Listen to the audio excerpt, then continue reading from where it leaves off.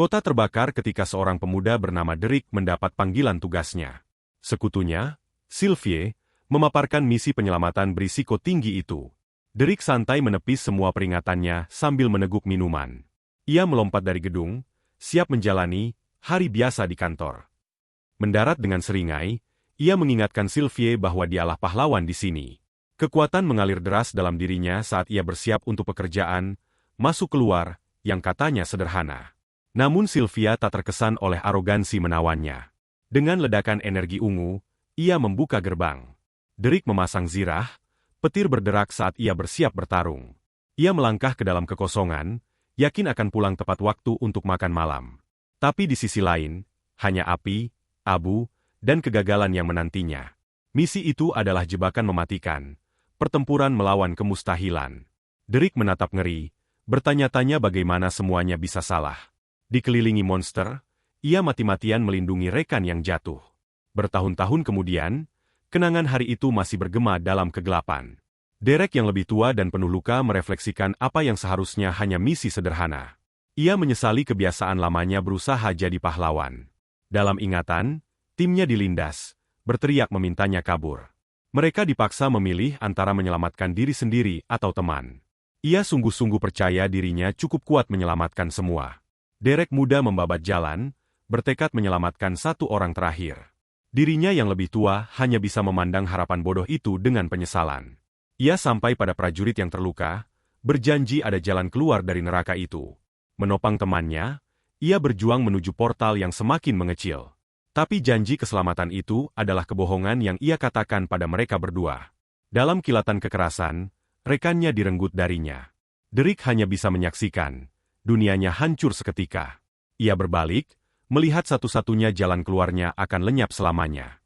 Sang narator melihat dengan penyesalan, mempertanyakan tindakannya sendiri. Tanpa pilihan lain, Derek berlari mati-matian menuju cahaya. Ia berteriak menantang, menolak menerima nasibnya.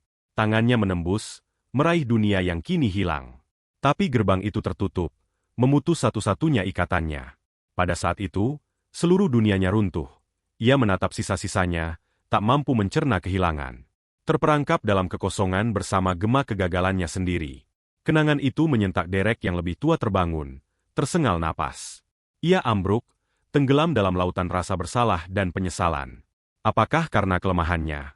Atau ia dikhianati sejak awal? Ia mengusir pikiran itu, memeluk senjatanya sebagai penghibur. Ia berkata pada diri sendiri bahwa sekutunya masih mencarinya. Ia menunggu penyelamatan yang tak akan pernah datang. Bahkan goresan yang ia ukir di penjara ini memudar. Ternyata kesendirian abadi sangat bagus untuk montage latihan. Ia mengasah kemampuan, senjatanya menjadi perpanjangan kehendaknya. Bermeditasi, berlatih, melatih, apa saja agar tak runtuh. Semua didorong oleh secercah harapan suatu hari melihat matahari lagi. Tapi setelah keabadian, akhirnya sesuatu berubah. Peringatan aneh menusuk kesunyian pengasingannya. Pesan kesalahan sistem berkedip di depan matanya. Host bergerak keluar dari jangkauan, katanya. Ia panik, sadar kekuatannya terikat pada sistem ini. Koneksi putus. Tali penyelamat satu-satunya terputus. Dan begitu saja, koneksi sistem hilang. Ia memohon, merayu agar tak kehilangan satu-satunya yang tersisa. Ia mengamuk pada penjaranya, tapi kekosongan itu tak tergoyahkan. Vitalitasnya sendiri kini berbalik menyiksanya tanpa henti. Retak di kewarasannya semakin lebar tiap detik, tapi penjara di sekelilingnya tetap utuh sempurna. Akhirnya, setelah berabad-abad berjuang, ia menyerah. Ia membiarkan diri tenggelam pelan ke dalam kegelapan. Tapi setelah keabadian lagi, kekosongan itu akhirnya memanggil balik. Ia mendongak, tersentak dari keputusasaan panjangnya, dan untuk pertama kali dalam waktu lama, ia menjawab. Suara bergema di tengah ketiadaan. Reta. Ia bertanya-tanya apakah akalnya akhirnya pecah. Tapi pantulan di matanya berkata itu nyata. Celah di penjaranya, dan tidak menutup. Gelombang kekuatan kembali menyulut keinginannya kabur. Ia tak peduli kemana jalan itu membawa. Ia memukul celah itu dengan segenap tenaga. Apapun lebih baik daripada tetap di neraka ini. Tapi sesuatu menunggunya di sisi lain. Ledakan dahsyat melemparnya mundur dengan keras. Satu-satunya kesempatan kebebasannya disambut kekuatan murni. Yah, itu pasti bukan halusinasi. Makhluk mengerikan mengaum dari balik celah. Ia mencatat sambutan monster itu agak agresif. Mata binatang itu bersinar penuh niat jahat. Maka Drake memutuskan mengajarinya sopan santun. Lagi pula, ia penasaran menguji kekuatan tanpanya sistem. Ia melesat ke arah binatang itu, siap bertarung. Dua kekuatan bertabrakan dalam badai energi. Ia menyelip di antara serangan-serangannya, nyaris tak bisa mengimbangi. Tapi kekuatan makhluk itu luar biasa. Ia terlempar, benturan mengguncang zirahnya. Monster itu menjulang di atasnya, untuk sementara menang. Oke, sekarang ia yakin ini bukan mimpi. Ia menyadari sesuatu yang sudah lama tak dilihatnya. Untuk pertama kali setelah selamanya, ia berdarah. Ia memutuskan all-in 100%. Rasa sakit membersihkan pikirannya, mengingatkannya bahwa ia hidup. Binatang itu menyiapkan serangan energi dahsyat lagi, tapi Drake menanam kaki, siap membalas. Setelah puluhan tahun terperangkap, ia tak akan mundur. Monster itu mengaum, tak terkesan oleh pembangkangannya. Ia melepaskan toren energi, langkah putus asa terakhir. Derek terbang langsung ke jantung ledakan itu. Ia sudah melampaui batasnya sejak dulu. Dua kekuatan bertemu dalam ledakan kataklisme. Ia berteriak menantang. Bunuh aku atau minggir. Dengan dorongan terakhir, ia menebas serangan itu. Ia gunakan puing sebagai pijakan menuju sasarannya. Sepertinya Derek lama kembali beraksi. Dan dengan tebasan terakhir, ia menemukan jalan keluar. Ia melesat melewati binatang itu, meninggalkannya di kekosongan. Ia tertawa, akhirnya melihat matahari lagi. Setelah keabadian dalam kegelapan, ia akhirnya bebas. Tapi tak lama sebelum itu, di hutan yang sama, seorang bocah kecil sadar ia tersesat terlalu jauh dari rumah. Panik membuatnya salah langkah. Ia terjungkal jatuh dari tebing. Ia mendarat keras, memar dan ketakutan. Ia terjebak di dasar jurang. Dan tentu saja, ia tidak sendirian di sana. Bocah itu hanya bisa berteriak saat binatang itu mendekat. Ia mundur tergesa, kakinya tergelincir di bebatuan lepas. Makhluk itu menerjang, cakarnya siap mencabik. Ia jatuh ke air, berteriak minta tolong. Ia muncul ke permukaan, tersengal, entah bagaimana masih hidup. Lalu ia mendongak dan melihat cahaya aneh di langit. Sebuah pilar cahaya dan energi menghantam air di bawah. Dan dari semburan air itu muncul Drake, mendarat di depan anak yang ketakutan itu. Bocah itu tak percaya keberuntungannya menjadi jauh lebih buruk. Ia baru lolos dari serigala, hanya untuk bertemu iblis berzirah. Tapi tiba-tiba peringatan aneh muncul di depan mata Drake. Sistem penyerbu terdeteksi, dan ia tak tahu artinya apa. Tiba-tiba pusaran ungu raksasa merobek langit di atas. Drake tersedot kutubnya, tertarik ke atas tanpa daya. Bocah itu hanya bisa menonton dalam diam yang terpana. Sinar energi kuat meledak dari portal. Pelarian megahnya berakhir dengan ia terkapar tak sadar di tanah. Di dekatnya, binatang yang terluka itu mengibaskan diri, siap ronde 2. Mata bersinarnya terkunci pada sosok tak berdaya itu. Makhluk itu perlahan mendekati mangsa yang tak bergerak. Pikiran Drake melayang kembali ke kekosongan tanpa akhir. Ia ingat terperangkap, direnggut segala yang ia miliki. Keberadaannya sendiri diregangkan tipis, dipecah menjadi serpihan. Ia mempertanyakan apakah kehidupan lamanya benar-benar nyata. Apakah sistemnya, rumahnya, semua hanya mimpi, atau keberadaan yang hancur ini satu-satunya yang pernah ia kenal? Ia tersentak kembali ke realitas saat binatang itu menyeretnya pergi. Ia mengeluh, minta 5 menit lagi tidur. Makhluk itu berhenti, bingung karena mangsanya tak takut. Drake hanya tertawa, mengeluh cengkeramannya menggelitik. Binatang itu mengaum, kesabarannya habis. Tapi pada saat itu, sesuatu di mata Drake berderit. Dengan lonjakan kekuatan, ia merenggut rahang monster itu. Ia melemparnya dengan mudah, membuat bocah yang menonton terpana. Drake memandang sekeliling, bingung dan benar-benar tersesat. Lalu ia tersenyum, memanggil binatang menakutkan itu, anak anjing. Ia menikmati lingkungan barunya, hutan yang layu dan membusuk, tempat kehidupan menyerah pada kerusakan. Namun bagi pikirannya yang retak, semuanya anehnya indah. Ia santai menyuruh teman barunya diam. Ia mulai sadar dunia baru yang aneh ini sangat nyata. Ia bahkan lebih terkejut saat antarmir sistemnya kembali, tapi sudah dihapus total, mengembalikannya ke level 0. Dengan statistik tetap utuh, ia berharap skillnya masih ada. Ia coba panggil gelombang energi yang dulu dikenal, tapi serangan itu lenyap menjadi kosong. Rupanya spam tombol skill tak membantu. Sebaliknya, tiap percobaan mengirim tusukan sakit ke kepalanya. Ia ingat pesan error. Sistem penyerbu terdeteksi.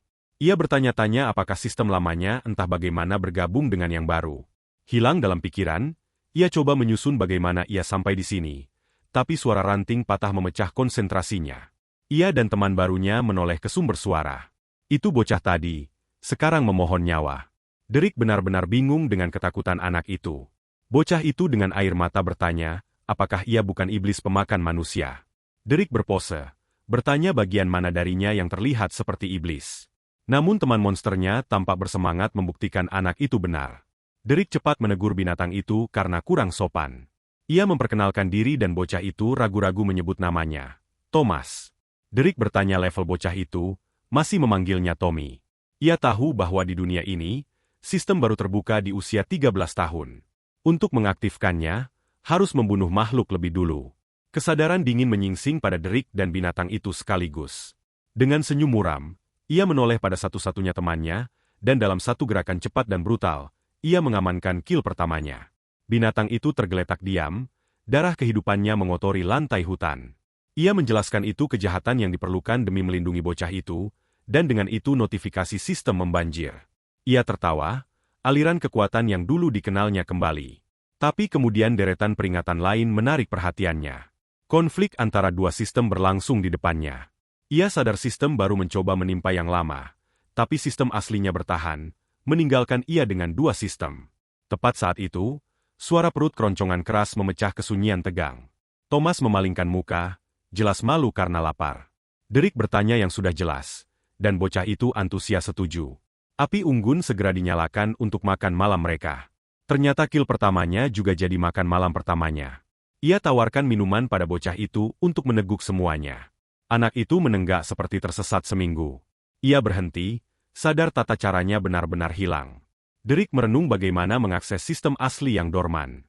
Ia memutuskan coba beli skill serupa di sistem baru. Sistem mendeteksi konflik dan mulai menggabungkan skill. Prosesnya sama sekali tak nyaman, membuatnya kejang-kejang.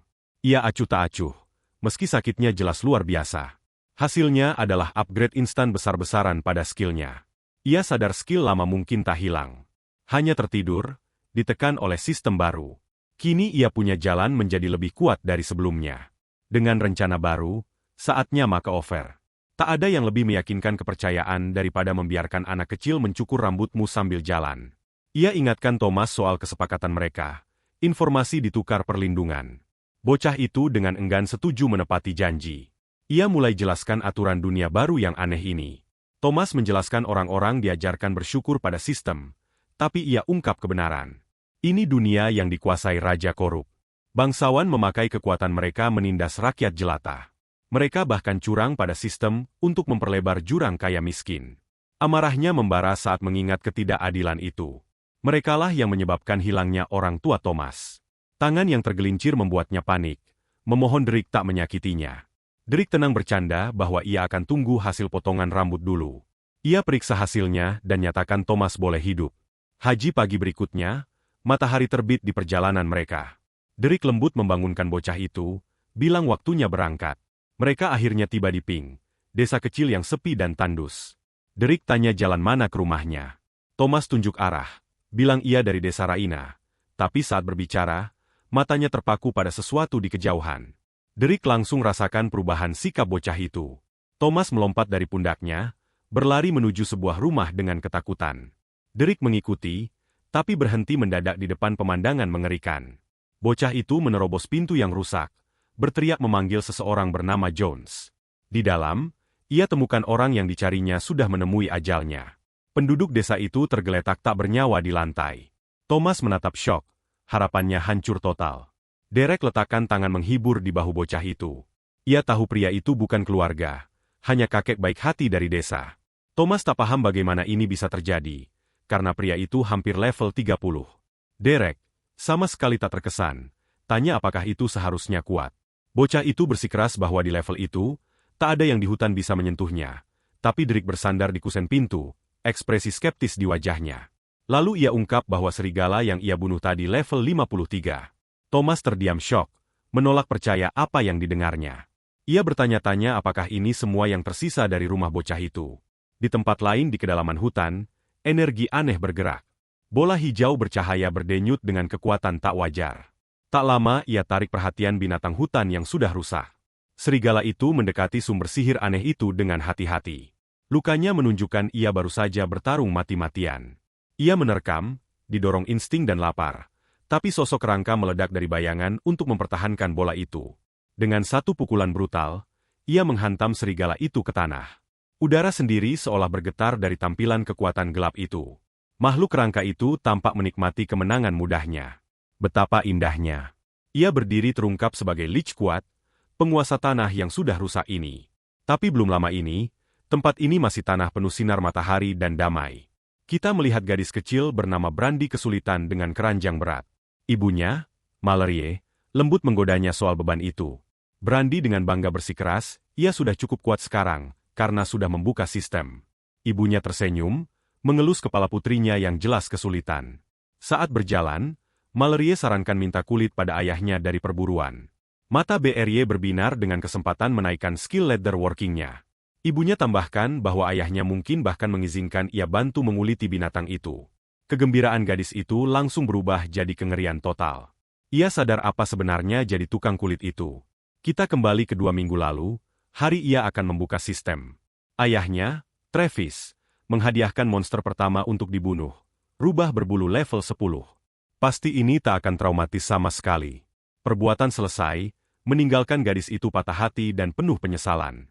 Ibunya menghibur, mengakui ayahnya bisa pilih target yang kurang menggemaskan, tapi pembicaraan mereka terputus oleh pandangan ketakutan bersama.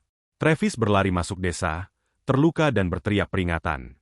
Ia suruh mereka lari, teriak bahwa desa diserang. Brandy berlari ke sisi ayahnya, tapi ia hentikan. Ia suruh percaya ibunya, matanya penuh tekad kelam. Travis berbalik menghadap desa yang terbakar, perintahkan keluarganya kabur. Dengan salam perpisahan terakhir, ia kirim mereka ke tempat aman. Seluruh desa dilahap api, latar kelam pelarian mereka. Brandy tanya apakah ayahnya akan baik-baik saja. Suaranya gemetar. Mallory paksa tersenyum, janji bahwa dia dan kepala desa kuat. Mereka bertemu penyintas lain yang dipimpin kepala desa. Kepala desa himbau kelompok itu, yakin mereka bisa sampai desa berikutnya. Mallory peluk putrinya erat. Coba beri kata penghiburan terakhir. Tapi kata-katanya terputus oleh kaki monster raksasa yang menghantam tanah. Ekspresi yakin kepala desa langsung berubah jadi ketakutan murni. Binatang rusak raksasa menjulang di atasnya. Matanya bersinar kebencian. Ia langsung ditumbangkan, membuktikan pidatonya tadi agak terlalu dini. Mallory dan yang lain hanya bisa menyaksikan ngeri saat pemimpin mereka jatuh. Brandy membeku di tempat. Dunianya runtuh di sekelilingnya. Monster pemenang menggeram, tatapannya kini tertuju pada para penyintas. Ia bersiap menerjang saat Brandy berteriak memanggil ibunya. Mallory dorong putrinya ke depan, suruh lari. Dengan teriakan putus asa terakhir, ia perintahkan Brandy kabur. Tapi gadis kecil itu lumpuh ketakutan. Tak bisa gerak sedikit pun, Mallory hadapi serbuan binatang itu langsung. Tahan dengan tombaknya, tapi ia cepat dilumpuhkan saat makhluk lain ikut mengeroyok. Terjepit di tanah, satu-satunya pikirannya adalah keselamatan putrinya. Ia bertekad menahannya cukup lama agar Brandy bisa kabur. Brandy akhirnya lepas, lari membabi buta ke hutan dengan air mata. Pelarian putus asanya berakhir saat ia menabrak sosok berzirah. Suara dari bayangan dengan tenang bertanya, apakah mereka butuh bantuan? Itu Derek bersama Thomas yang berteriak, tentu saja mereka butuh bantuan. Waktu kemunculan pahlawan kita, seperti biasa, sangat tepat. Brandy mendongak, wajahnya penuh air mata, dan memohon bantuan mereka. Brandy memeluknya erat, memohon mati-matian agar ibunya tak mati. Derek tenang setuju dengan santai. Oke. Ia jentikan jari, lepaskan bolt energi ke depan. Ledakan itu langsung habisi binatang yang menyerang Mallory. Wanita itu hanya bisa menatap syok saat ancaman itu lenyap total.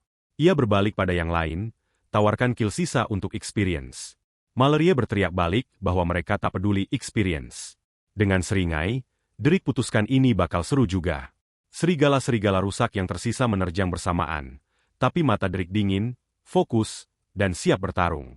Ia injak cakar satu binatang di bawah sepatu zirahnya. Ia lompat ringan di atas yang lain, rahang mengatup kosong. Satu ledakan energi dari jarak jauh habis yang ketiga. Sarung tangannya bersinar, membentuk cakar energi murni. Ia jadi pusaran gerak, merobek kelompok itu. Ia bergerak dengan kecepatan dan keanggunan yang tak pernah mereka lihat. Satu serangan brutal terakhir akhiri makhluk terakhir. Ia mendarat, dikelilingi cahaya biru berderak. Pertempuran selesai. Ia berdiri di atas binatang-binatang yang jatuh, mengeluh sama sekali tak seru. Ia tak terkesan, catat betapa lemahnya serigala-serigala itu. Brandy berlari ke ibunya dan mereka berpelukan lega. Mallory hibur putrinya. Janji ayahnya kuat. Tapi ia tahu suaminya tak ada apa-apanya dibanding orang asing ini. Ia berterima kasih pada Drake. Tapi tuntut tahu siapa dia. Ia hanya bilang ia sedang antar Thomas pulang dan mereka boleh ikut. Thomas coba ingatkan soal desa mereka yang hancur. Tapi Drake dingin katakan ia hanya janji antar bocah itu. Ia tambahkan bahwa desa mereka mungkin sudah lenyap juga. Pembicara motivasi hebat. Seorang penduduk desa tanya apa yang salah dengan hutan. Sebut Grachevals. Derek acuhkan pertanyaan itu dengan, tidak, yang tak berminat. Thomas putus asa tarik lengannya. Mohon kembali, tapi Drake koreksi bahwa bukan kita yang akan bertarung. Ia tegas bahwa kalau ada yang membantu, itu hanya dia sendirian. Ia ingatkan bocah itu soal kontrak mereka, yang tak termasuk selamatkan orang asing. Ia tanya Thomas apakah ia tahu rahasia kelangsungan hidupnya. Ingatan kelam melintas saat ia jelaskan ia hanya pernah mengandalkan diri sendiri. Ia belajar dengan cara sulit untuk tidak jadi pahlawan berlebihan. Setiap tragedi dalam hidupnya datang karena mencampuri urusan yang bukan urusannya. Thomas hanya bisa mengertakkan gigi frustrasi. Ia teriak balik bahwa dengan kekuatan Drake, ia punya kewajiban membantu. Drake hanya mencemooh rasa keadilan naif bocah itu. Thomas akhirnya memukul zirahnya dengan marah, tak kemana-mana. Ia akhirnya menangis, teriak bahwa Drake hanya egois. Sementara penduduk desa menonton, Drake tenang setuju dengan penilaian itu. Ia jelaskan bahwa di dunia tempat pahlawan mati, menguntungkan jadi egois. Ia tangkap tinju bocah itu dengan mudah, akhiri amukan. Ia bilang pada Thomas kuat dulu, baru boleh main pahlawan.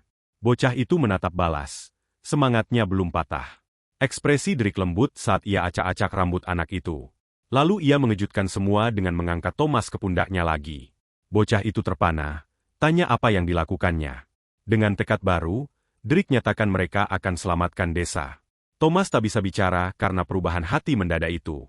Ia berdiri di tengah bara, dunianya terbalik lagi. Sementara itu, ayah BRY, Travis, menghadapi beruang rusak raksasa. Ia tanam tombaknya, matanya bersinar saat bersiap bertempur. Binatang itu mengaum, matanya sendiri membara energi rusak. Travis hadapi serbuannya langsung, gelombang kejut meledak dari benturan. Ia bertahan, pembela sendirian melawan kekuatan luar biasa. Drake pimpin Thomas melewati reruntuhan desa yang masih berasap. Ia ingin bocah itu lihat sendiri kenyataan kelam dunia ini. Pelajaran keras tentang apa yang terjadi kalau tak cukup kuat. Ini bukan misi penyelamatan. Ini pemulihan. Tiba-tiba Drake tahan bocah itu, rasakan sesuatu di depan. Erangan samar bergema dari bawah reruntuhan bangunan yang ambruk. Mata Drake menyipit, memusat pada sumber suara itu. Seorang penyintas, kepala desa, berjuang membebaskan diri dari timbunan puing. Thomas langsung berlari mendekat, mengabaikan peringatan Drake. Kepala desa terkejut melihatnya, memperingatkan bahaya, tapi pandangannya jatuh pada tubuh ayah Brandy yang sudah tewas. Ia meratap bahwa pria itu bertarung dengan gagah berani, tapi lukanya fatal. Bahkan, sepertinya tak ada satupun penduduk desa yang akan selamat. Kepala desa dengan putus asa meminta penyembuh, meski tahu itu harapan sia-sia. Drake mempertimbangkan pilihannya, teringat ramuan langka yang dimilikinya, tapi sifat sinisnya menguasai. Ia menolak jadi pahlawan. Ia tak akan selamatkan pria itu, tapi ia bisa tawarkan yang lain. Ia menjauh, memberi keluarga itu waktu untuk berpamitan. Mallory hanya bisa menatap tak percaya dan bersedih hati. Ia memeluk suaminya erat, memohon agar ia tetap bersama mereka. Dengan sisa kekuatan terakhir, Travis meraih putrinya. Ia bilang agar Brandy kuat, dan bahwa ia mencintainya. Dan dengan itu, cahaya lenyap dari matanya selamanya.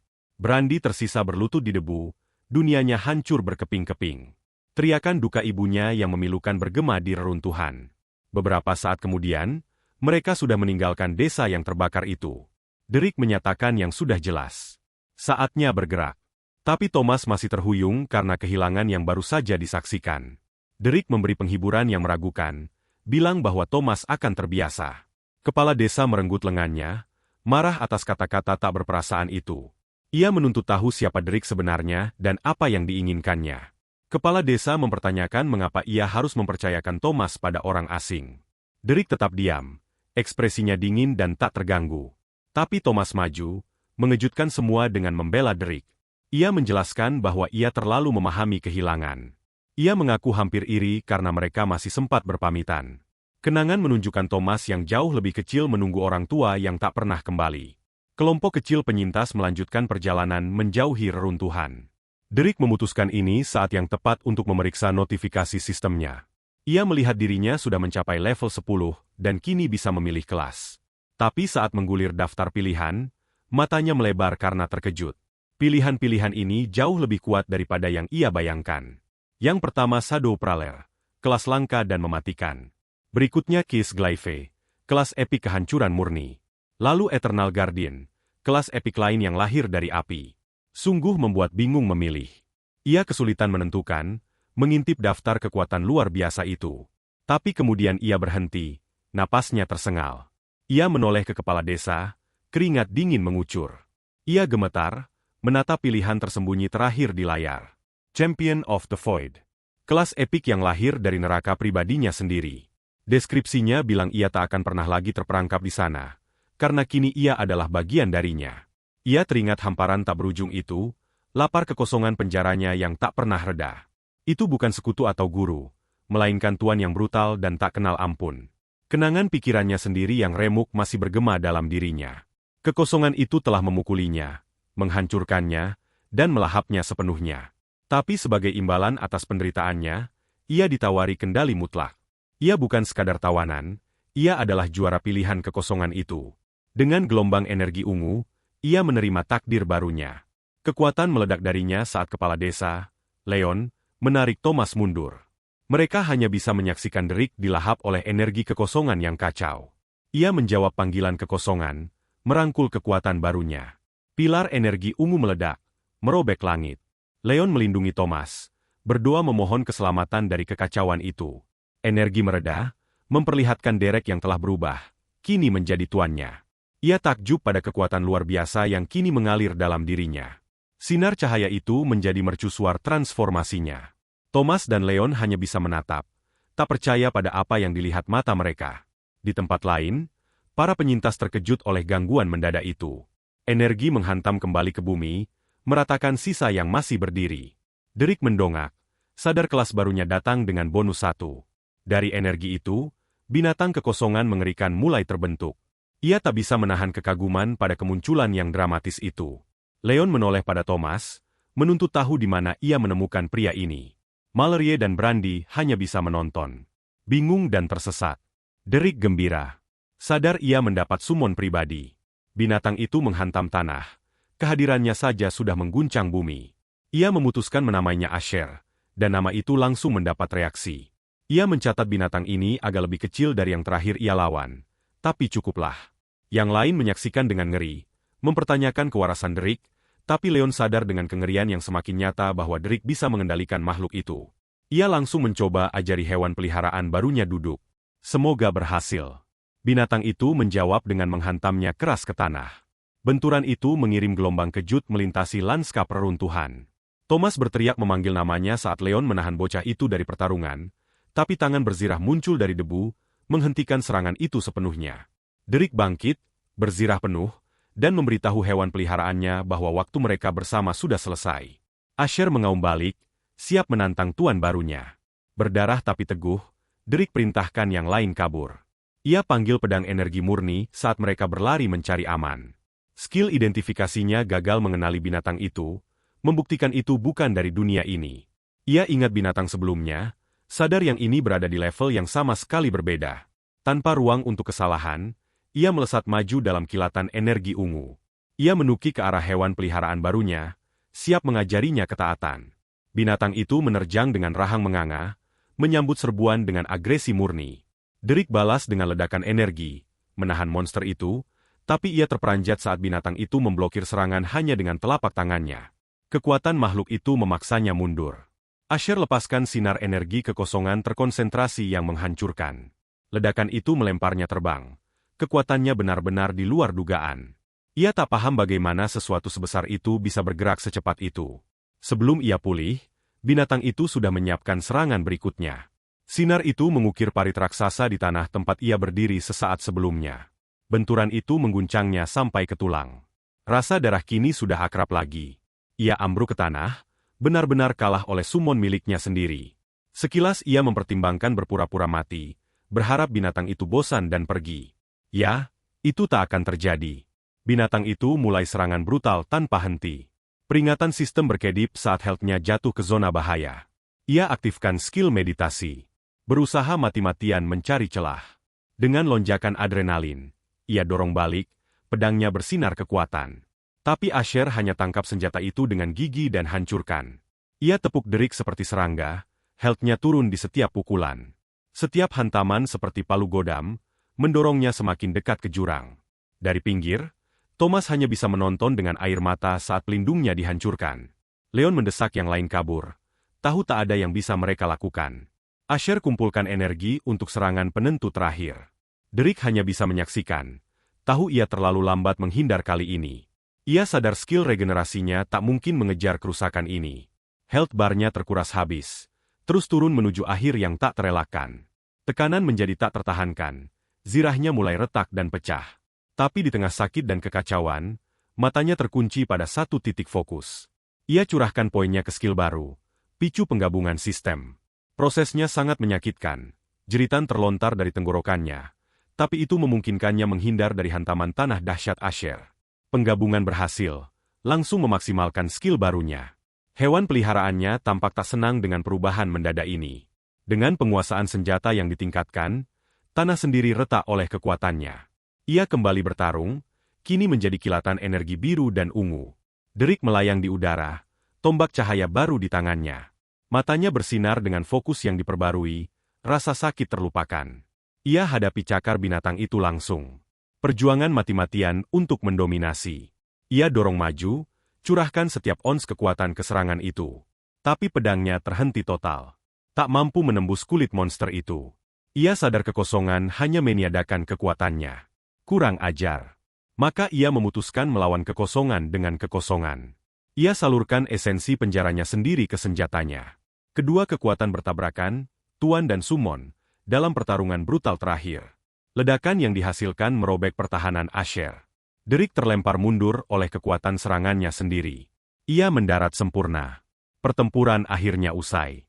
Dengan napas lelah, ia akui itu sebenarnya seru. Ia berdiri menang atas hewan peliharaannya yang jatuh saat matahari mulai terbenam. Sistem memberinya hadiah besar karena berhasil menjinakkan teman barunya. Di tempat lain, ketukan terdengar di ruangan berhias mewah. Seorang pelayan masuk, membawa berita mendesak untuk nyonyanya. Laporan dari mahkota menyebutkan tanda energi binatang kekosongan. Wanita berambut merah menganggap berita tentang monster dimensi itu menarik. Dengan ekspresi dingin, ia beri perintah sederhana. Kirim pemburu. Sementara itu, para penduduk desa yang lelah melanjutkan perjalanan di hutan. Seorang wanita menoleh, matanya melebar tak percaya. Leon dan anak-anak telah kembali, babak belur tapi hidup. Para penyintas bersatu kembali, kelegaan mereka segera berganti pertanyaan. Tapi Leon tak sanggup bicara tentang kebenaran kelam itu. Ia mengatupkan rahang, beban kegagalannya menghancurkannya. Satu tetes air mata lolos, bukti bisu atas kehilangan mereka. Derik maju, menyampaikan kenyataan pahit situasi mereka. Sisa penduduk desa hanya bisa menatap dalam diam yang terpana. Leon berdiri di atas yang gugur, menyalahkan dirinya sendiri atas nasib mereka. Tapi Thomas berlari lewat, matanya tertuju pada wajah yang dikenal. Ia melompat memeluk Derek, lega pelindungnya masih hidup. Bocah itu cepat menarik diri, malu, tapi tak bisa menyembunyikan kebahagiaannya. Derik lalu menoleh pada Mallory dan Brandy, nada suaranya melembut. Ia ungkap bahwa ia selamatkan jenazah suaminya untuk dimakamkan dengan layak. Mallory terperangah oleh kebaikan tak terduga ini. Ia ucapkan terima kasih tulus. Secercah cahaya di dukanya. Derik hanya mengangguk. Topeng stoiknya kembali terpasang kokoh. Malam itu, para penyintas berkemah di bawah bulan purnama. Mereka diperingatkan tetap dekat api karena hutan tak aman. Leon berjaga, beban kepemimpinan berat di pundaknya. Matanya membara dengan tekad kelam yang sunyi. Di dekatnya, Thomas akhirnya bertanya yang ada di benak semua orang. Derik meremehkan pertarungan itu, bilang binatang itu cuma bosan lalu pergi. Thomas sulit percaya mengingat legenda menakutkan itu, padahal kenyataan pertempuran jauh lebih hebat. Mallory dukung bocah itu, bilang perbuatan seperti itu tak pernah terdengar. Derek hanya angkat bahu, bilang ia beruntung dapat summon yang lemah. Ia bersumpah tak akan pakai skill itu lagi, jelas meremehkan biayanya. Ia anggap legenda itu berlebihan, membuat yang lain tak habis pikir. Pagi berikutnya, Mallory himbau para penyintas melanjutkan perjalanan. Dengan matahari terbit, mereka berangkat menuju desa berikutnya, tapi tangan kecil menarik tangannya, memecah konsentrasinya. Brandy yang bertanya apakah ia boleh dapat beberapa binatang itu. Ia jelaskan ia dengar Drake bicara soal makhluk di gelangnya. Drake setuju, keluarkan kelinci dari inventory dengan kilatan cahaya. Ia serahkan, janji yang lebih besar nanti saat Brandy mengucap terima kasih. Ia tanya kenapa ia mau, dan Brandy peluk pemberian itu dengan raut sedih. Kenangan melintas saat ayahnya mengajarinya tentang hutan. Dengan air mata ia jelaskan ia pilih Leatherwork untuk buat zirah bagi desa. Kenangan wajah ayahnya yang bangga dan tersenyum masih membekas. Ia ingin pastikan tak ada lagi yang terluka. Tekad Drake meleleh dan ia bilang Brandy boleh ambil semuanya. Di tempat lain, penjaga sombong mengetuk-ngetuk jari. Bosan dan kesal. Ia mengeluh terjebak di kota ini tanpa mandi wangi. Ngeri sekali. Ia pandang rendah para penyintas, tolak mereka masuk tanpa surat jalan yang benar. Mallory marah, suruh ia cari seseorang bernama Raina. Penjaga itu hanya nyengir, terlalu menikmati kekuasaan kecilnya. Seorang penduduk desa menoleh pada Leon, mohon mantan kepala desanya turut campur. Tapi Leon sudah hancur, mempertanyakan apakah ia masih pantas disebut kepala desa. Brandy maju, mohon pada penjaga bahwa mereka sudah kehilangan segalanya. Penjaga itu dengan sombong tolak mereka masuk, mengutip sesuatu bernama Dekrit Gracheval. Tapi Drake maju, matanya bersinar dengan cahaya berbahaya. Ia tanya siapa sebenarnya yang akan menegakkan dekrit itu, kalau ia memutuskan melanggarnya. Mallory memandang khawatir, sadar Drake hendak melanggar batas. Penjaga itu sambut tantangan, haus pertarungan untuk hilangkan bosannya. Tapi Mallory pegang lengan Drake, peringatkan bahwa membunuh bangsawan hanya akan datangkan masalah lebih besar. Penjaga itu mendengus kecewa karena akal sehat merusak kesenangannya. Gerbang mulai ditutup, mengusir mereka untuk selamanya. Tapi suara baru dari dalam menuntut tahu apa yang terjadi. Dua sosok muncul. Bangsawan bernama Walis Gracheval dan kepala desa, Rhea. Rhea kenali Mallory. Tanya kenapa mereka di sini setelah laporan asap. Setelah tahu desa mereka musnah, ia ucapkan bela sungkawa tulus dan sambut mereka masuk. Rhea tempatkan bangsawan itu pada tempatnya. Nyatakan para penyintas kini di bawah perlindungannya. Dengan ucapan terima kasih, Mallory pimpin rakyatnya ke tempat tinggal sementara baru mereka. Tapi Rhea beri peringatan pelan. Monster di kota ini memakai zirah, bukan bulu. Ia melirik Leon, yang semangatnya seolah tertinggal di abu desanya. Walis, sang bangsawan, marah karena otoritasnya ditantang terang-terangan. Rhea tenang suruh ia selesaikan urusannya dan pergi dari desanya. Ia ancam akan menghancurkan mereka semua. Coba mengintimidasi dengan menyebut ayahnya, tapi menyebut keluarga tampaknya juga luka baginya. Saat ia cepat mundur, Drake memandangi mereka pergi, kontraknya dengan Thomas kini resmi selesai. Ia katakan pada diri sendiri, ia hanya tinggal untuk kumpulkan informasi. Tentu saja, teman, Rhea berseru, tawarkan tempat perlindungan di dalam tembok desa. Terkejut oleh kebaikan itu, Drake setuju tinggal lebih lama. Tapi saat ia melangkah maju, gelombang kekuatan tak kasat mata menyapu Raina. Ia berkeringat dingin, bertanya-tanya aura macam apa yang dimiliki orang asing ini.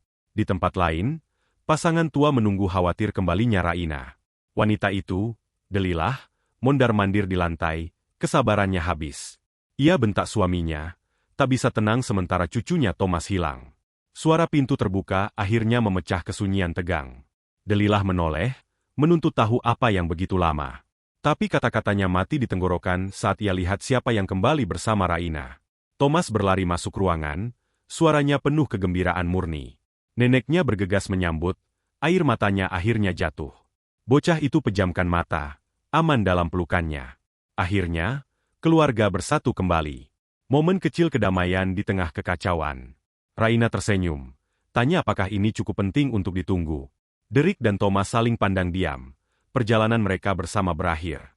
Saat Kelwurden Targa cacing up, Derek hanya menonton, pengamat bisu. Tak lama, para pemimpin berkumpul membahas kenyataan kelam situasi mereka. Rhea menoleh pada Derek, akui bahwa dialah alasan ada yang selamat. Ia menunduk, tawarkan rasa terima kasih abadi desa. Thomas akhirnya bersatu kembali dengan kakek neneknya, nikmati momen damai langka. Derek tolak ucapan terima kasih itu, suruh mereka tinggalkan formalitas. Tapi Raina bersikeras, bilang itu tugas kepala desa melindungi rakyatnya. Nada suaranya berubah, ekspresinya mengeras saat masuk ke pokok permasalahan. Ia tegas katakan kalau Derek mengharap bayaran, mereka tak punya apa-apa untuk ditawarkan. Sumber daya desa sudah di ujung tanduk. Terutama dengan parasit seperti bangsawan Walis yang menguras sisa yang ada. Derek hanya nyengir.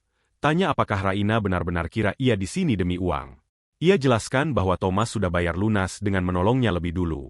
Lalu ia alihkan fokus ke masalah sebenarnya, hutan yang rusak. Rea condong maju, tuntut tahu apa yang sudah ia pelajari tentang ancaman itu.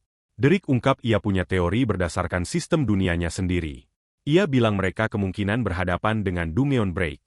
Ia mulai jelaskan sifat Dungeon, pembuluh darah kehidupan sistem. Mereka adalah sumber kekuatan besar, harta karun, dan bahaya luar biasa. Setiap Dungeon adalah dunia mandiri, ujian bagi yang cukup berani masuk. Tapi saat Dungeon dibiarkan tak terkendali atau sistemnya sendiri goyah, ia bisa pecah, lepaskan kekacauan dan monster ke dunia. Energi korupsinya merembes ke tanah, memutarbalikkan segala yang disentuhnya. Inilah sumber wabah yang menghancurkan rumah mereka. Rea skeptis, tapi Derek tunjukkan bahwa Dungeon baru bisa muncul. Pria tua, Richard, setuju, catat bahwa Dungeon terpencil bisa tak terdeteksi. Kesadaran itu menyingsing. Itu satu-satunya teori yang cocok dengan fakta. Rea menoleh padanya untuk konfirmasi, dan ia akui itu satu-satunya petunjuk mereka. Lalu ia tanya Derek dari mana asalnya, berharap petunjuk lebih banyak. Derek mengelak, bilang sekarang mereka tahu masalahnya, mereka harus selesaikan. Ia coba pergi, sarankan bangsawan di luar yang tangani kekacauan ini. Klasik Derek, tapi Raina panggil, hentikan langkahnya. Ia akui mereka tak punya apa-apa untuk ditawarkan sebagai imbalan kekuatannya. Tapi dengan tatapan putus asa, ia mohon bantuan sekali lagi. Derek menghela napas panjang lelah. Ia berbalik hendak pergi, tolak permohonannya mentah-mentah. Thomas hanya bisa memandang, harapannya memudar. Tapi Derek panggil bocah itu, suruh ikut. Ia bilang ia harus cari Brandy untuk beri sisa kulit-kulit itu. Dan dengan itu, keduanya pergi. Richard akui Derek ada benar soal prioritasnya. Tapi Raina harap ia tak begitu brutal jujurnya. Ia menoleh pada Leon, minta penilaiannya tentang orang asing itu. Ia perlu tahu apakah pria ini sekutu atau ancaman. Leon pertimbangkan pertanyaan itu, ekspresinya kelam. Ia akui ia sama sekali tak bisa menebak Derek. Raina condong mendekat. Rasakan ada lagi. Leon tambahkan detail kecil bahwa pria itu bisa memanggil kekosongan. Biasa saja. Sementara itu, Derek dan Thomas berjalan di jalan desa. Ia tanya bocah itu di mana mereka bisa temukan tukang kulit muda itu. Teriakan mendadak dari gang terdekat menarik perhatian. Mereka temukan Brandy sedang berebut kulit besar dengan wanita bangsawan. Wanita itu dengan mudah merebutnya dengan senyum puas. Ia ejek gadis yang jatuh itu, tantang untuk balas. Sepertinya mengolok-olok anak kecil adalah hobi populer elit lokal. Tapi selebrasi kemenangannya terhenti saat ia menabrak Derek. Ekspresi arogan itu langsung lumer jadi ketakutan murni. Mata Derek bersinar dengan cahaya berbahaya yang sudah dikenal. Pedang menghantam tanah. Saat Walis tiba di tempat kejadian, ia tuntut keadilan. Marah karena rakyat jelata berani sentuh anak buahnya. Ia ancam Raina, suruh minggir atau tanggung akibatnya. Tapi Raina bertahan, tolak izinkan pertarungan di desanya. Ia tak percaya Derek sudah buat masalah sebesar ini. Ia sadar peringatan Leon soal dia masih terlalu ringan. Thomas coba hibur Brandy yang memeluk kulit curian itu. Walis terima tantangan, siap ajari rakyat jelata itu tempatnya. Tapi Derek dengan mudah tangkap pergelangan tangannya. Hentikan serangan itu mentah-mentah.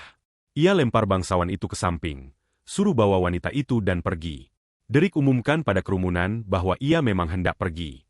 Thomas terpana, tak percaya Derek akan tinggalkan mereka. Tapi Derek menoleh dengan senyum, janji ia akan kembali. Ia serahkan gunting rambut pada Thomas, suruh berlatih selama ia pergi. Dengan peringatan terakhir agar jangan buka sistemnya, Derek berjalan pergi. Walis bangkit, marah dan belum rela lepaskan. Tapi Derek potong kata-katanya, dikelilingi pengawal bangsawan yang sudah kalah. Ia dekati, pastikan kata-kata berikutnya dimengerti sempurna. Jika Walis pernah menyakiti siapapun dari desa ini, Derek akan bunuh dia. Anak buah bangsawan itu hanya bisa menatap, lumpuh oleh aura kehadirannya. Penduduk desa memandangi kepergiannya, campuran kagum dan ngeri di mata mereka. Aura energi ungu mengelilinginya, bukti kekuatannya. Walis, mendidih, perintahkan salah satu anak buahnya ikuti dia. Derek berjalan masuk ke hutan, ingat prestasi yang disebut Thomas. Ia tahu ia butuh kill level tinggi, dan seorang pemburu mengintainya dari pepohonan. Pemburu itu tarik busurnya, pasang 3 anak panah sekaligus. Ia membidik, yakin target petaninya tak akan tahu apa yang mengenainya. Tapi Derek tangkap anak-anak panah itu di antara 2 jari tanpa menoleh pun. Ia cek sistemnya, sadar ia harus temukan monster di atas level 112. Layar statusnya tunjukkan ia baru level 11, tapi dengan banyak poin untuk dibelanjakan. Matanya menyipit saat anak panah melesat ke arah kepalanya. Ia ungkap ia sudah tahu ada ekor selama lebih dari 1 jam. Ia akhirnya alokasikan poinnya, dan anak panah itu memantul tak berdaya.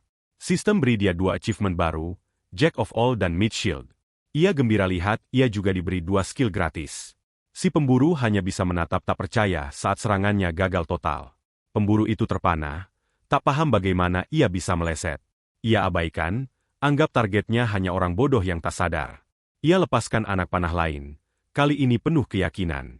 Tapi Derek dengan santai tepis tanpa memperlambat langkah. Ia akhirnya menoleh, tanya apakah pemburu itu keberatan karena ia sedang sibuk. Pembunuh itu hanya bisa tergagap. Dunianya benar-benar terbalik. Setelah identitasnya terbongkar, ia menanamkan kaki, bersiap kabur. Ia melompat putus asa mencari perlindungan di pepohonan. Ia melesat di hutan, bertanya-tanya monster macam apa yang sedang ia kejar. Ia mendarat, berharap akhirnya berhasil lepas dari pengejar. Tapi Derek sudah ada di sana, masih asyik memilih skill. Si pemburu panik lari lagi, pelariannya berubah jadi pengejaran gila. Derek mengimbangi dengan santai, tetap melanjutkan monolognya soal pohon skill.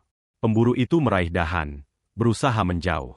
Ia mendarat, siap bertahan mati-matian. Ia lepaskan rentetan anak panah, usaha terakhir. Derek hanya berdiri di tempat, mengejek karena pemburu itu berteriak nama serangannya.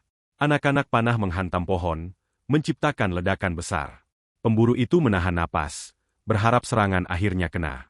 Ia menatap asap, berdoa targetnya lenyap. Tapi Derek sudah bertengger di dahan atas, tampak benar-benar bosan.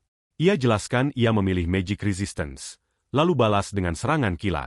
Pemburu itu, yang kini bernama Jeffrey, terhuyung kembali ke gerbang desa. Seorang penjaga berseru, terkejut melihat kondisinya yang babak belur.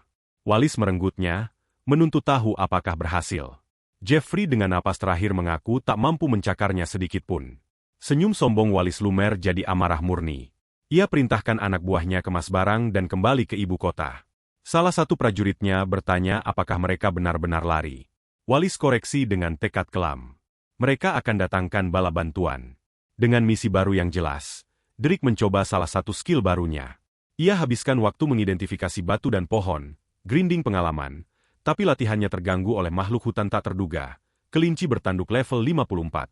Menggemaskan tapi luar biasa kuat. Derek berjongkok, bertanya apa yang dilakukannya di tempat berbahaya ini. Kelinci itu hanya menatap balik, sama sekali tak terkesan. Ia tersenyum, mengaku tak akan menyakitinya, meski memenuhi syarat levelnya. Kebaikannya langsung dibalas tanduk ke wajah. Derek mengelak, terkejut oleh agresi mendadak makhluk berbulu itu. Ia mundur tersandung, bertanya-tanya apa yang baru saja terjadi. Kelinci itu meleset. Tanduknya kini tertancap kuat di pohon. Ia lepaskan sinar energi, jelas tak suka diabaikan. Makhluk itu mendarat, siap ronde berikutnya kekerasan tanpa provokasi. Ekspresinya penuh kemarahan pekat. Ini sudah pribadi. Derek hanya nyengir, akhirnya menerima tantangan. Kelinci itu mencangkul tanah, bersiap serbu total. Dengan bunyi jari berderak, Derek memutuskan saatnya bermain. Ledakan energi lain meletup dari tanduk kecil itu. Derek menyelip di antara serangan dengan mudah. Ia tangkap kelinci yang mengamuk itu di udara. Ia pegang makhluk yang menggeliat itu, memanggilnya pemberani kecil. Kelinci itu balas dengan gigi tangannya. Peringatan sistem tunjukkan ia kena 26 damage. Ia tertawa, nyaris tak merasakan goresan itu. Tapi kemudian kesadaran dingin menyergapnya. Serangan seperti itu akan mematikan bagi seseorang seperti Thomas. Ia pandang monster kecil yang mengamuk di tangannya. Ia letakkan kelinci itu pelan ke tanah. Dengan lambaian tangan, ia biarkan saja, memutuskan tak layak usaha. Kelinci itu memandangnya pergi. Amarahnya mendidih jadi sumpah dendam bisu. Derek melanjutkan perjalanan, merenung skill baru mana yang akan dipelajari. Ia pertimbangkan pilihan, senyum percaya diri di wajahnya. Sistem tawarkan 3 skill penyembuh untuk dipilih. Life Ledge akan menyembuhkannya dalam pertempuran. Pilihan menggoda untuk petarung sendirian.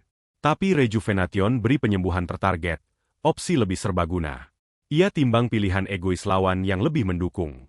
Dan dalam momen tak biasa tanpa ego, ia buat keputusan. Ia pilih skill itu bukan untuk dirinya, tapi untuk orang-orang yang ia tinggalkan. Kesadaran itu menghantamnya keras, mempertanyakan motif egoisnya sendiri. Setelah keabadian kesendirian, ia akhirnya menemukan orang-orang, hanya untuk kabur. Ia mengertakkan gigi, frustrasi pada sinisme yang sudah mendarah daging.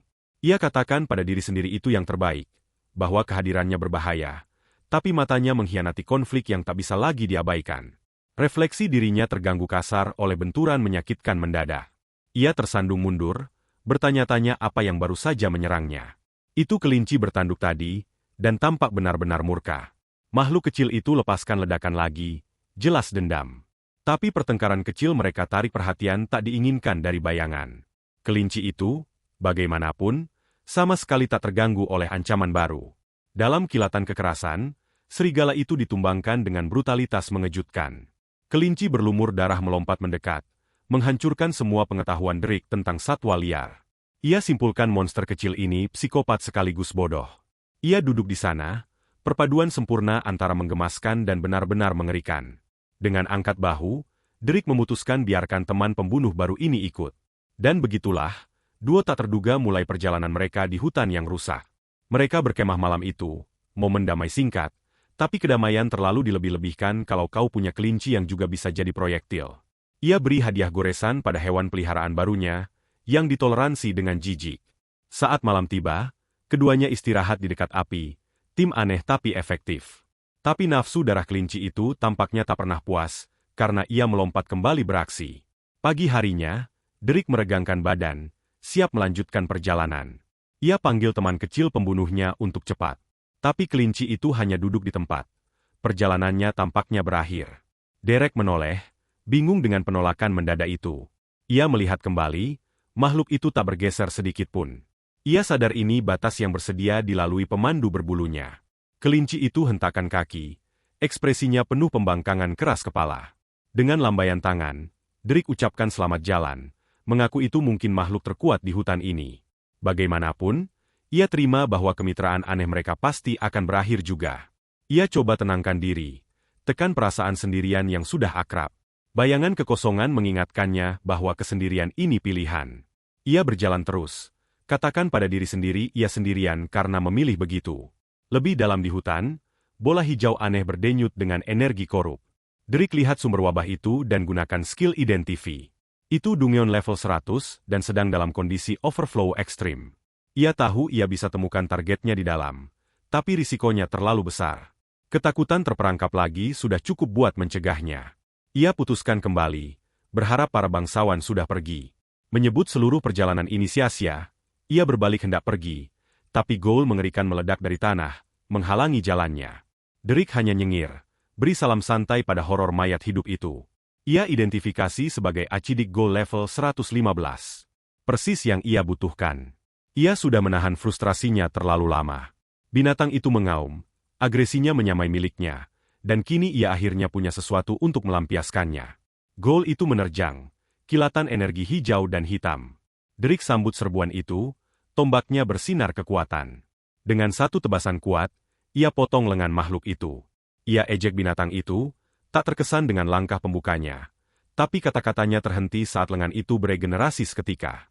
Semprotan asam ghoul itu lelehkan baju dan jubahnya. Ia lanjutkan dengan sapuan besar. Derek nyaris berhasil lindungi diri dengan sisa perlengkapannya. Ia mengelak dan menari. Kini terpaksa mundur. Ia geser mundur. Akui makhluk itu lebih tangguh dari dugaan. Tapi ekspresinya mengeras dengan tekad dingin yang akrab. Ia panggil zirahnya, memutuskan saatnya berhenti menahan diri. Dengan gelombang kekuatan, ia lompat masuk untuk serangan balik dahsyat. Ia bergerak seperti kilatan, tangkis serangan ghoul yang mengamuk. Kedua kekuatan bertemu, tombaknya menahan lengan ghoul itu. Ia gertakkan gigi, tolak mundur 1 inci pun. Matanya bersinar energi kekosongan saat ia siapkan serangan sendiri. Ia lepaskan sinar ungu kuat langsung ke dada binatang itu. Ledakan menghantam dada Gold tepat sasaran, tapi monster itu balas, jatuhkan cakar raksasanya padanya. Derik mendengus, tak terkesan dengan level tinggi yang katanya. Asa melelehkan zirahnya, buat ia telanjang lagi. Ia tanya apakah ini benar-benar yang dianggap kuat di dunia ini. Ia salurkan kekuatannya sendiri. Kekosongan menjawab panggilan bisunya. Dengan seringai gila, ia bilang pada binatang itu jangan buat ia tertawa. Gold itu mengaum balik, lidahnya menjulur menyambut energinya. Dua kekuatan bertabrakan dalam ledakan kataklisme cahaya ungu. Hutan sendiri robek oleh kekuatan ledakan itu. Derik berdiri menang saat peringatan sistem membanjir. Ia naik beberapa level dan dapat achievement baru yang mengkilap. Ia berdiri sendirian di reruntuhan. Pertempuran akhirnya usai. Tanah mendesis karena asam. Pengingat terakhir pertarungan itu. Ia duduk, meratapi kondisi zirahnya yang memilukan. Ia simpan, tak yakin kapan bisa diperbaiki. Ia lepas baju yang hancur, menyesali tak punya pakaian cadangan perjalanan. Ia keluarkan tunik cadangan, jelas tak suka mode lokal. 2 minggu berlalu di desa Raina sejak kepergian Derik. Thomas fokus beri sentuhan akhir pada karyanya. Dengan sapuan terakhir, ia nyatakan mahakaryanya selesai. Ia angkat gunting rambut yang ditinggalkan Derik, alat perdagangan barunya. Pelanggan pertamanya periksa hasil kreatif di cermin. Ia suka, dan Thomas resmi jadi tukang cukur desa baru. Ia tawarkan jasa pada Brandy, yang tampak kurang antusias. Ia beri tatapan yang bisa mengental susu, penolakan jelas. Thomas bijak langsung ganti topik. Ia perhatikan suasana hati BRY, dan tanya ada yang salah. Ia akui sudah kehabisan bahan yang diberi Derik. Ia sudah latihan sebisa mungkin dan butuh lebih banyak kulit untuk lanjut. Thomas simpati, berharap Derik kembali untuk hari besarnya sendiri. Brandy ingat usaha kakeknya bantu buka sistemnya. Tapi Thomas jelaskan ia menunggu Derek seperti janji.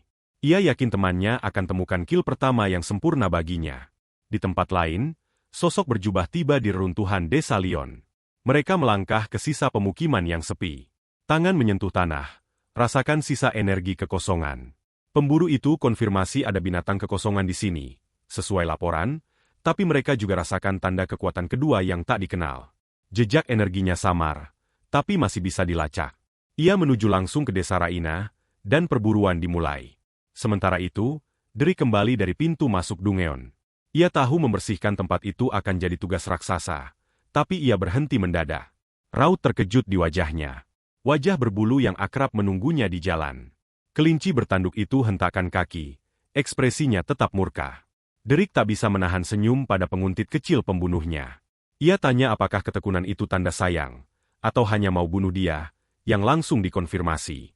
Derik tegur makhluk itu, ingatkan janjinya pada Thomas.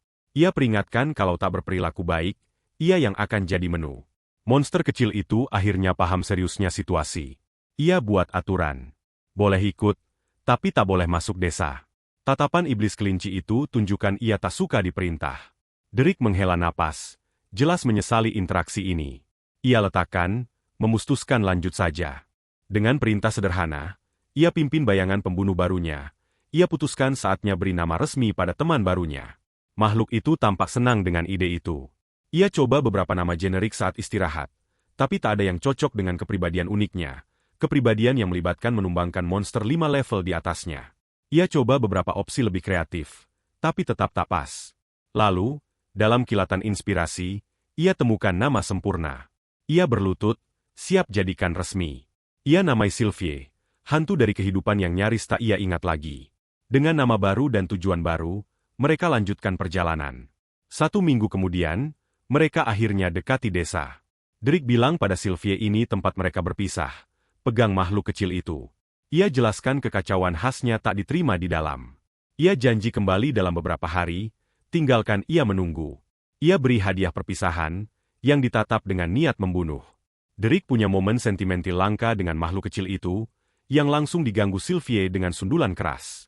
Ia teriak pada psikopat kecil itu saat pohon roboh. Ia angkat Chipmunk level 50, yang kini ditetapkan sebagai kill pertama Thomas. Akhirnya bebas dari penguntit berbulunya, ia lambaikan tangan pada penjaga di tembok. Penjaga itu berseru, tuntut tahu siapa yang mendekat gerbang. Derik bilang tak usah repot, siap masuk lebih dramatis. Ia lompat lewati tembok dalam satu loncatan, buat penjaga terpana. Ia mendarat sempurna di benteng, membuat penjaga terkejut. Saat pria itu tersandung mundur, Drake tangkap lengannya untuk menahannya. Ia bahkan puji potongan rambut pria itu. Karya Thomas mulai tersebar. Dengan lompatan ringan lagi, ia turun ke desa sebenarnya. Ia panggil Thomas, umumkan kembalinya yang penuh kemenangan. Bocah itu berhenti mendadak, nyaris tabrak penduduk desa. Ia berlari, kegembiraannya mengalahkan segalanya. Thomas dan Brandy bombardir dia dengan update kemajuan mereka. Keduanya antusias tanya soal makhluk level tinggi yang dijanjikan. Drake kewalahan oleh energi mereka, beri anggukan tegang.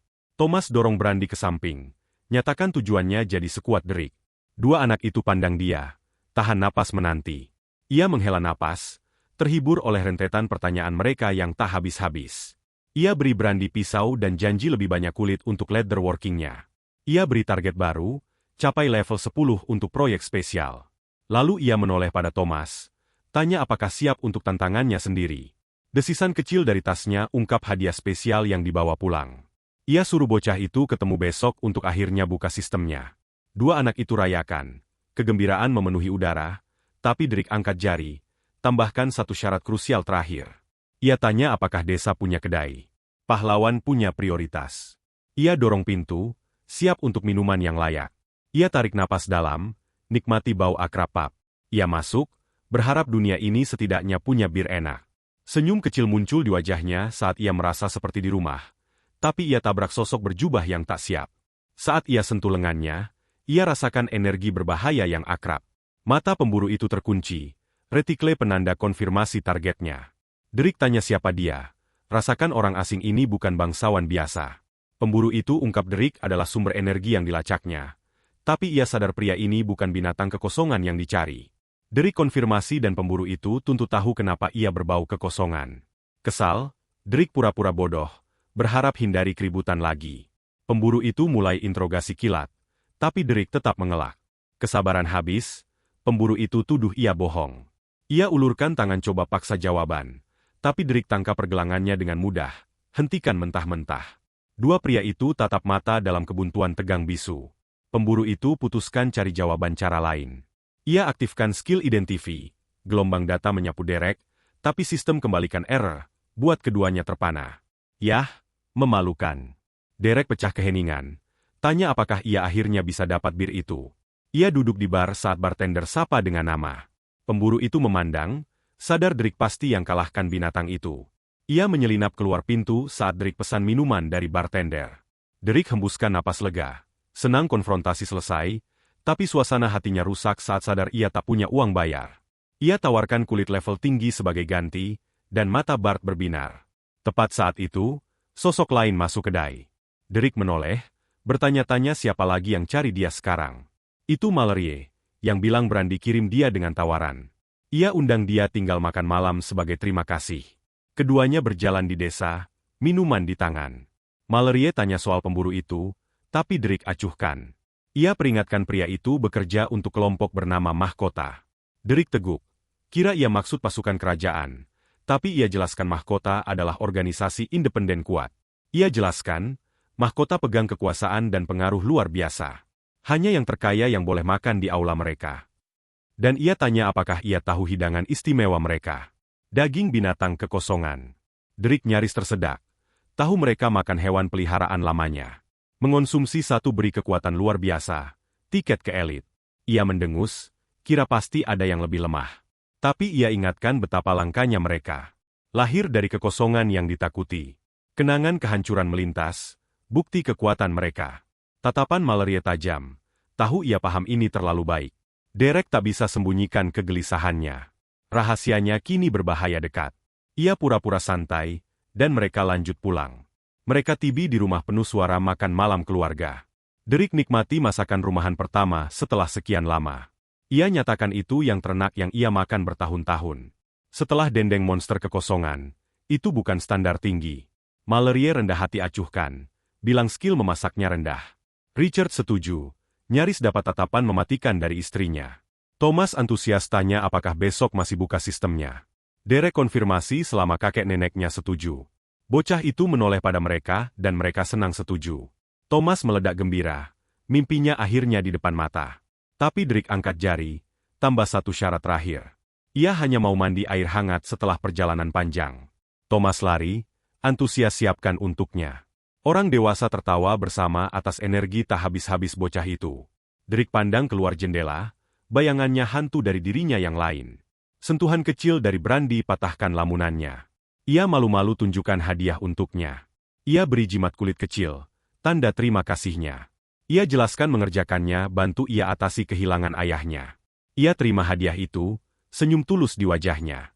Rumah penuh kehangatan keluarga dan obrolan. Untuk pertama kali setelah keabadian, ia tak merasa sendirian.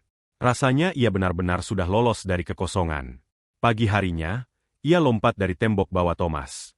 Bocah itu berpegangan sekuat tenaga, campuran takut dan gembira. Drake mendarat sempurna. Nyatakan ini tempat bagus untuk acara pengubah hidup. Ia letakkan bocah pusing itu, raut serius di matanya. Wajah Thomas berbinar, siap akhirnya buka potensinya. Drake serahkan belati buatan halus, alat untuk ujian pertamanya. Ia jangkau tasnya, siap ungkap target pertama bocah itu. Dengan seringai, ia beri perintah sederhana yang mengerikan. Bunuh itu. Thomas pegang belati, tekadnya mengeras untuk tugas di depan. Pilar cahaya meledak saat sistem resmi sambut pengguna terbarunya. Drake santai ambil kembali belati itu, tanya bagaimana rasanya naik level.